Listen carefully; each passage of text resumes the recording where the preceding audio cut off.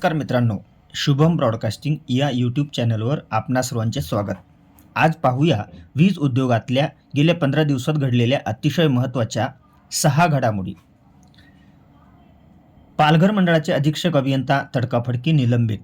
शासन प्रशासनाच्या धोरणाला विरोध केल्याचा ठपका. महानिर्मिती कंपनीत वेगवेगळ्या पॉवर स्टेशनचे 4 वरिष्ठ अभियंते निलंबित. कामात हलगर्जीपणा केल्याचा ठपका. सलग 8 तासांपेक्षा जास्त काळ वीज पुरवठा बंद राहिल्याप्रकरणी मुख्य कार्यालयाने घेतली गंभीर दखल. छत्रपती संभाजीनगर व जळगाव परिमंडळाच्या मुख्य अभियंत्यांना जबाबदारी निश्चित करून कार्यवाही करण्याच्या केल्या सूचना. महावितरणचे लॉस असलेल्या फीडर्स बाबतीत मुख्य कार्यालयाने बनवल्या टीम. परिमंडळनिहाय अभियंत्यांच्या प्रत्यक्ष भेटींचे नियोजन. MSCB CPF ट्रस्ट EPFOला हस्तांतरणाच्या हालचालींनी घेतला वेग.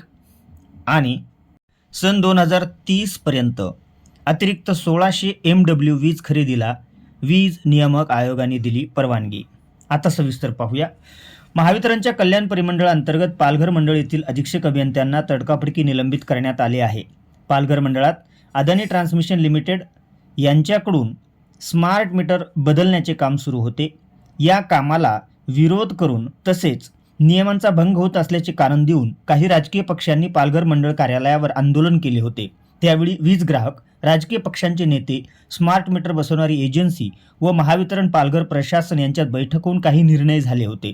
त्यानुसार यापुढे कोणत्याही घरगुती ग्राहकाचे विद्यमान मीटर संबंधित बदलत असताना ग्राहकाची पूर्व परवानगी अथवा संमती न घेता बदलण्यात आल्यास व त्यातून ग्राहकांकडून नाराजी, तक्रारी, वाद, आंदोलन अथवा कायदा सुव्यवस्थेचा प्रश्न निर्माण झाल्यास पूर्णपणे मीटर बदलणारी संस्था, एजन्सी जबाबदार राहील याची नोंद घेण्यात यावी. सदर सूचनांचे काटेकोरपणे पालन करण्यात यावे असा निर्णय झाला होता. आणि हा निर्णय लेखी स्वरूपात पालघर अधीक्षक अभियंत्यांनी दिल्यामुळे त्यांना निलंबित करण्यात आले आहे. शासन प्रशासनाच्या महत्त्वाकांक्षी धोरणात निर्णय घेताना परस्पर निर्णय घेणे, संबंधित एजन्सीशी परस्पर पत्रव्यवहार करणे पर्यायाने या धोरणाला विरोध करण्यासारखे आहे. भारत सरकारचे राजपत्र वीज कायदा 2003च्या कलम 55 नुसार वीज ग्राहकांना दोषविरहित अद्ययावत मीटर बसवण्याची जबाबदारी ही वीज पुरवठा करणाऱ्या कंपनीची आहे. तसेच मीटर बदलताना वीज ग्राहकाची परवानगी घेण्याबाबत कायद्यामध्ये स्पष्टपणे कोणतीही तरतूद नाही. तरीही स्मार्ट मीटर बसवणाऱ्या एजन्सीशी केलेला पत्रव्यवहार, त्यातील आशय हा शासन प्रशासनाच्या धोरणाला विरोध दर्शवणारा असल्याचा त्यांच्यावर ठपका ठेवण्यात आला आहे. या निलंबनामुळे वीज उद्योगात मोठी खळबळ उडाली आहे. महानिर्मितीच्या 4 वरिष्ठ अभियंत्यांना कामात कुचराईच्या कारणामुळे तडकाफडकी निलंबित करण्यात आले आहे. एकलहरे नाशिक, भुसावळ, कोराडी या वीज निर्मिती केंद्रावर हे अधिकारी कार्यरत होते. यात काही सहाय्यक अभियंता, काही उपकार्यकारी अभियंता तर एक कार्यकारी अभियंता असल्याचे समजते. गैरकृत्याच्या आरोपाबाबत नैसर्गिक न्याय तत्वाचा अवलंब झाला नसून आरोपित कर्मचाऱ्यांना त्यांची बाजू मांडण्याची कोणतीही संधी दिल्या नसल्याचा वीज कर्मचारी अधिकारी अभियंता संघटना कृती समितीने आरोप केला आहे. 2 दिवसापूर्वी राज्यभरात झालेल्या जोरदार पावसामुळे महावितरणची यंत्रणा काही ठिकाणी तांत्रिक कारणामुळे बंद पडली होती. काही ठिकाणी 33 kV क्षमतेच्या लाईन्स ब्रेकडाऊन झाल्या होत्या. परिणामी काही सबस्टेशन्स बंद पडले होते. महावितरणच्या उपकेंद्रात नव्याने बसवण्यात आलेल्या SMS सिस्टमद्वारे हे सबस्टेशन बंद राहिले तो काळ अचूकपणे मोजण्यात आला असून त्याची गंभीर दखल घेण्यात आली आहे. सलग 8 तासांपेक्षा जास्त काळ सबस्टेशन बंद राहिल्याने मुख्य कार्यालयाने मुख्य अभियंता छत्रपती संभाजीनगर व जळगाव यांना लेखी पत्रव्यवहार केला आहे. त्यात असं म्हटलेलं आहे की कर्मचाऱ्यांच्या गंभीर निष्काळजीपणामुळे आपल्या कार्यक्षेत्रात 8 तासांपेक्षा अधिक काळ वीज पुरवठा खंडित असल्याबाबत हा पत्रव्यवहार आहे.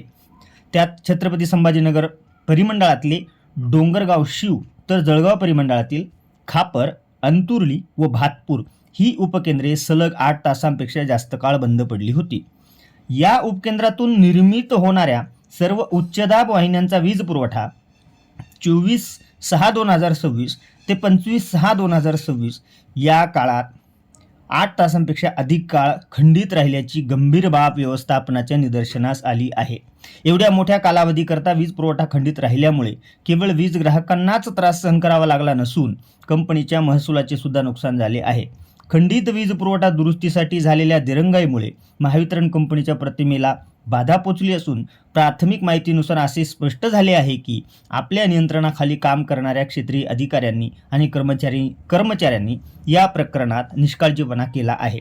प्राथमिक माहितीवरून आढळून आलेल्या निष्काळजीपणाबाबतचा तपशील खालीलप्रमाणे आहे. विहित वेळेत वीज पुरवठा सुरळीत न करणे आणि ब्रेकडाऊन व्यवस्थापन काढण्यात अपयशी ठरणे, कंपनीच्या आर्थिक नुकसानी जबाबदारी कारणीभूत ठरणे या सर्व बाबी महावितरणच्या सेवा नियमानुसार गंभीर गैरवर्तन या श्रेणीत मोडतात.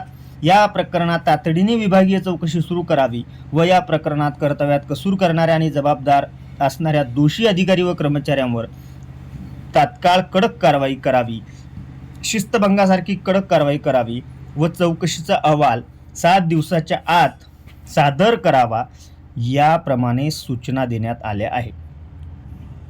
महावितरणचे जास्त वितरण हानी असलेल्या फीडर बाबतीत ॲक्शन प्लॅन तयार झाला असून एक समिती तयार करण्यात आली आहे. समितीकडून परिमंडळ निहाय बैठकांचे आयोजन केले असून फीडर्स लॉसमधून कसे बाहेर काढता येतील यासाठीच्या उपाययोजना ॲक्शन प्लॅन ॲक्टिवेट करण्यास सुरुवात झाली आहे. याच माध्यमातून 29 जून 2026 रोजी छत्रपती संभाजीनगर परिमंडळात सर्व अभियंते व मुख्य कार्यालयाची टीम यांच्यात बैठकीचे आयोजन करण्यात आले आहे. MSCB CPF ट्रस्ट विविध कारणामुळे नेहमीच चर्चेत असतो. हे ट्रस्ट EPFOच्या ताब्यात द्यावं, हस्तांतरित करावं अशी मागणी काही दिवसांपूर्वी काही कामगार संघटनांनी केली होती. ट्रस्टच्या कारभारावरच प्रश्नचिन्ह निर्माण झाल्याची गंभीर दखल EPFOने घेतली आहे. CPF ट्रस्ट EPFOकडे हस्तांतरणाच्या हालचालींनी वेग घेतला आहे. याबाबत 15 जून रोजी मुंबईत उच्चस्तरीय बैठक संपन्न झाली असून हस्तांतरणाचा ॲक्शन प्लॅन तयार झाला असल्याचे कळविण्यात आले आहे. याबाबतीत अधिकृत घोषणा बाकी असली तरी पुढच्या काही दिवसात MSCB CPF ट्रस्ट EPFOला हस्तांतरण प्रक्रिया पूर्ण होईल असे विश्वसनीय सूत्रांकडून कळते. विजेची वाढती मागणी लक्षात घेऊन खाजगी वीज निर्मात्यांकडून 1600 MW वीज खरेदी करण्यासाठी MERCने परवानगी दिली आहे. सन 2030 पर्यंत राज्यातील विजेची मागणी लक्षात घेऊन अतिरिक्त वीज उपलब्धतेची परवानगी राज्य वीज नियामक आयोगाकडे प्रलंबित होती. त्यावर नुकताच निर्णय झाला असून अतिरिक्त 1600 MW वीज खरेदीस परवानगी मिळाली आहे. 2030 पर्यंत ही वीज टप्प्याटप्प्याने उपलब्ध होणार असून खाजगी भांडवलदाराशी केलेला करार सरकारी मालकीचे वीज निर्मिती प्रकल्प बंद करण्याकडचं पाऊल असल्याचा आरोप कामगार संघटनांनी केला आहे. तर या होत्या महाराष्ट्राच्या वीज उद्योगातील महत्त्वाच्या घडामोडी. पुन्हा लवकरच भेटू. काळजी घ्या आपली आणि शेजाऱ्यांची सुद्धा. धन्यवाद.